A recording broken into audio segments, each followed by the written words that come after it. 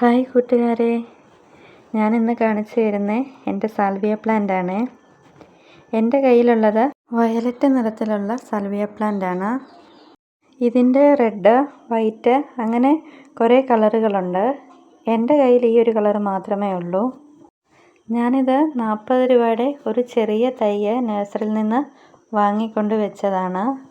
എൻ്റെ കയ്യിൽ ഈ പ്ലാന്റ് 4 മാസത്തോളം കഴിഞ്ഞു. അന്ന് തൊട്ട് ഇന്ന് വരെയും ഇതിൽ പൂക്കൾ ഉണ്ടായിക്കൊണ്ടിരിക്കുന്നുണ്ട്. ഇതിൽ നീളത്തിലുള്ള ഒരു തണ്ട് വന്നിട്ട് ആ തണ്ടിലാണ് പൂക്കൾ ഉണ്ടായി വരുന്നത്. പൂക്കൾ പൊഴിഞ്ഞു പോയാലും ആ തണ്ട് അവിടെ തന്നെ നിൽക്കും. ആ തണ്ട് നമ്മൾ നുള്ളിക്കളയുകയാണെന്നുണ്ടെങ്കിൽ അതിൻ്റെ സൈഡിൽ നിന്നും പുതിയ തളിർപ്പുകൾ ഉണ്ടായി വരും. ഇതിൻ്റെ തണ്ടുകൾ വളരെ സോഫ്റ്റാണ്. കൈകൾ കൊണ്ട് തന്നെ നമുക്ക് തണ്ടുകൾ നുള്ളിക്കളയാം. ഓരോ പുതിയ തളിർപ്പുകൾ ഉണ്ടായി വരുമ്പോഴും ആ തളിർപ്പുകളിലെല്ലാം മുട്ടുകളായിട്ടാണ് വരുന്നത്.